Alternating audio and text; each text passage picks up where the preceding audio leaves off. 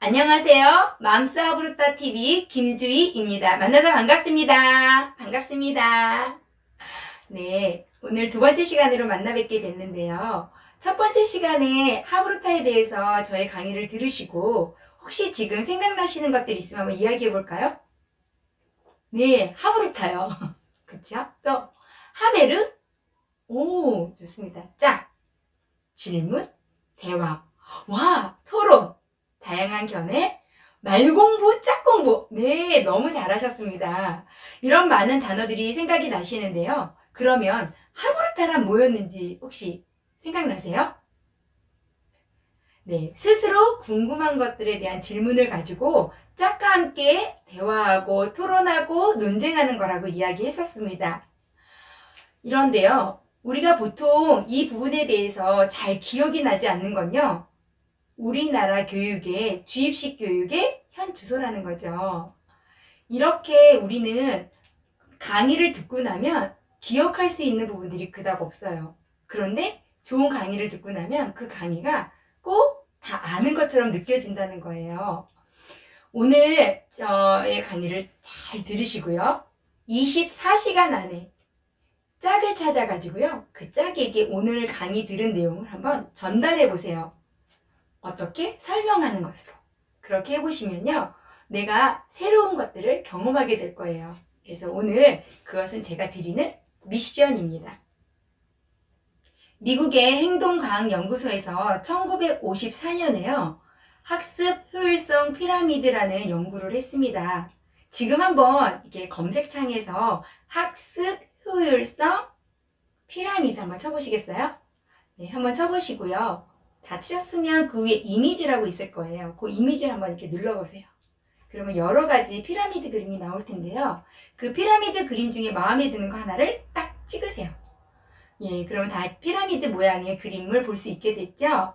예, 그림에 보면은 참 재미있는 건요. 맨 위에 0에서 5%의 강의 듣기라는 게 있어요. 그리고 그 밑으로 피라미드 맨 밑에 보면은 서로 설명하기라고 되어 있는데 그게 90%라고 되어 있는데 이게 무슨 이야기냐면요. 여기에는 7가지의 공부하는 방법이 있는데요. 이 중에 한 가지를 선택해서 본인이 공부를 했어요. 그 공부한 걸 가지고 24시간 이후에 그 공부한 것을 얼마나 기억하는지 하고 한번 검사를 했더니요. 강의 듣기가 5% 정도 기억이 난다는 거예요.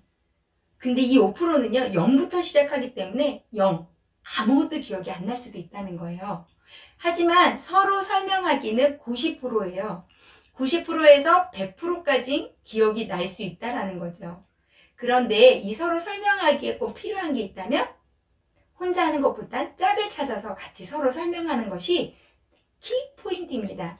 그래서 하브루타에서는 말공부, 짝공부 이렇게 이야기하죠. 그래서 말공부와 짝공부인 하브루타에 대해서 우리 조금 더 알아보도록 하겠습니다.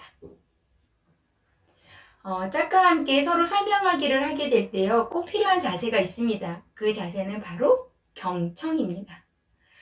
이 청에서는요. 한자로 보면 들을 청이라는 뜻이거든요. 이 들을 청 안에는 어떤 글자가 있냐면요. 기위, 임금왕, 열십, 눈목자가 옆으로 누워 있어요. 그리고 한일, 마음심 이렇게 단어들이 조합되어 있는데요. 이걸 가지고 이야기를 한번 만들어 보면요. 이런 이야기들이 나와요. 눈목자, 눈을 통하여서 임금, 왕자, 임금님을 바라보고 마음을 한일자, 하나로 집중한 채 귀를 기울이는 것. 그런데 그 안에 공경할 경자가 같이 있기 때문에 겸손하게 상대방의 눈을 바라보고 그 사람의 마음을 하나로 집중한 채 귀를 기울이면서 듣는 자세가 바로 경청이에요. 그래서 서로 설명하게 할 때는 이렇게 경청을 하면서 하는 건데요. 여기에서 중요한 팁이 있어요. 경청을 할 때는요. 의도가 없어야 돼요. 백지 상태로 들어야 합니다. 또 하나는요. 경청할 때 내가 말하면 안 돼요. 상대방이 이야기할 수 있게 침묵해야 돼요. 그리고 눈을 마주치면서 끄떡끄떡거리면서 상대방의 이야기를 정말 내가 다 들어줄게 하는 마음을 가지고 이야기를 하시면 들어주시면 됩니다.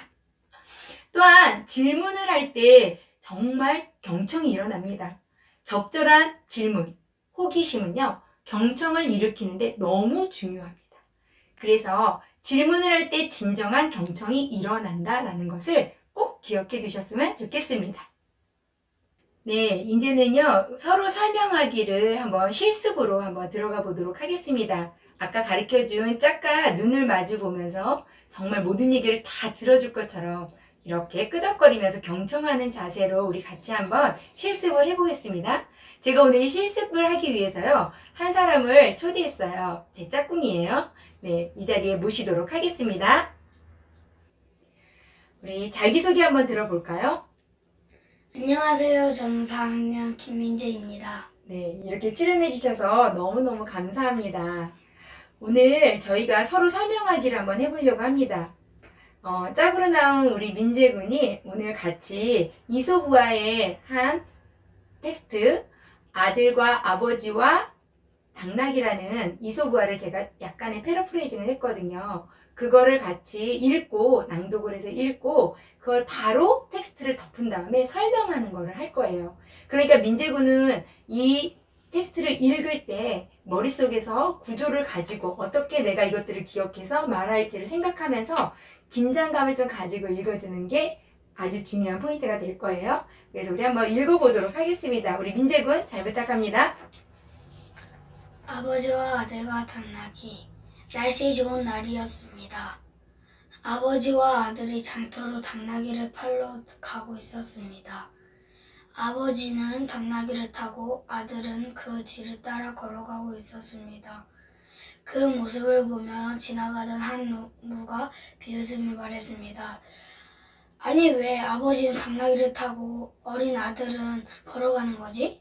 아버지가 참 인정머리 없는 사람이군. 그 말을 들은 아버지는 어른 당나귀에서 내려와 아들을 당나귀에 태우고 아버지는 걸어갔습니다. 얼마 안 가서 한 노인이 소리쳤습니다. 아버지는 힘들게 가게 하고 아들은 편하게 당나귀를 타고 가다니 아들이 참 버릇이 없단 말이야. 노인의 말을 듣고 보니 정말 그런 것 같았습니다. 그래서 아버지는 아들과 함께 당나귀를 탔습니다. 장터에 가까이 왔을 때 이번에는 젊은이를 만났습니다. 아니 이런 당나귀가 너무 불쌍해. 어린 당나귀 등에 두 사람이 타면 당나귀가 얼마나 힘들겠어? 차라리 불쌍한 당나귀를 메고 가지. 젊은이의 말을 들은 아버지와 아들은 당나귀 다리를 긴 막대에 묶어 어깨에 메고 갔습니다. 아버지와 아들은 땀을 뻘뻘 흘리며 빛이 걸렸습니다. 이제 외나무 다리만 건너면 장터였습니다. 그런데 건널 때 당나귀가 버둥거리는 바람에 그만 장대가 뚝 부러지는 바람에 당나귀는 다리 밑 개울로 풍덩 빠져 떠내려갔습니다. 지금 이렇게요, 텍스트를 읽었는데요. 텍스트를 이제 덮은 다음에 짝과 함께 가위바위보를 해서 진 사람이 먼저 텍스트 내용을 설명할 거예요. 그리고 이긴 사람이 두 번째로 설명하게 됩니다. 우리 한번 가위바위보를 민재군과 해보겠습니다. 가위바위보! 네, 제가 졌습니다. 네, 제가 먼저 설명을 하게 될 텐데요. 어떻게 설명을 할 거냐면요. 우리 민재군을 보고 제가 설명을 할 거예요. 네. 아버지와 아들과 당나귀 이야기인데요. 아버지와 아들이 장터에 당나귀를 팔러 갔어요. 그런데 가다가 아버지가 당나귀를 타고 가는데 한 농부를 만났어요. 농부가 이야기하기를 아들이 타고 가야지 저렇게 어린아이를 걷게 하다니 이렇게 이야기했어요. 그래서 아들을 태우고 가는데 그 다음에 노인을 만났어요. 이 노인이 이야기하기를 어떻게 아빠를 안 태우고 아들이 타고 가냐고 이렇게 이야기를 하는 거예요. 그래가지고 어떻게 했냐면 이 두 사람이 아버지가 그리고 아들이 당나귀 위에 둘 다 탄 거예요. 그러고 가는데 젊은이가 그걸 보더니 당나귀가 너무 불쌍하다 이렇게 이야기를 하는 거예요. 그래서 그 불쌍한 당나귀 얘기를 듣자마자 이 아버지와 아들은 내리고 장대에다 당나귀를 매서 들고 가다가 외나무 다리에서 그 개울가에 당나귀를 떨어뜨려서 떠내려가게 했다는 이야기였습니다. 네. 근데 지금 이렇게 이야기하는데 되게 많은 부분이 생각이 안 났어요. 그래서 한번 다시 한번 체크를 한번 해볼게요. 이렇게 한번 보고 어떤 게 빠졌나 볼게요.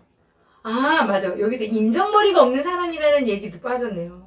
아, 또 참 버릇이 없는, 노인 얘기할 때 아이가 타고 있으니까 참 버릇이 없다는 말도 했었고요. 지금 제가 헷갈렸던 게, 다리를 긴 막대기로 묶고 어깨에 맸는데, 이 막대기도 그냥 생각이 나지 않았고, 뻘뻘 땀을 흘리고 비틀거리면서 걸었다는 것도 생각이 나지 않았네요. 여기 끝에 장대가 뚝 부러졌는데, 뚝도 생각이 안 났어요. 이렇게 지금 하면서요, 체크를 해보니까 내가 아는 것과 모르는 것이 이렇게 정확하게 구분이 되면서 저보고 다시 한번 해보라 그러면 제가 빠지지 않게 더 명확하게, 정확하게 설명할 수 있을 것 같습니다. 이렇게 하고 난 뒤 두 번째 사람이 친구가 다시 설명하기를 한다 그러면 훨씬 더 많은 이야기를 구조화시켜서 이야기할 수 있을 것입니다. 네, 이렇게 지금 서로 설명하기에 대한 실습을 짝과 함께 해보았는데요. 어떠셨어요? 집에서 하나의 텍스트를 가지고 한번 같이 소리내서 읽어보시고 가위바위보에서 진 사람이 먼저 설명해보고 이긴 사람이 그 다음에 설명을 했을 때 어떻게 우리 안에서 아는 것과 모르는 것이 구별되는지 한번 경험해보세요. 바로 이렇게 아는 것과 모르는 것을 정확하게 아는 것을 메타인지라고 합니다.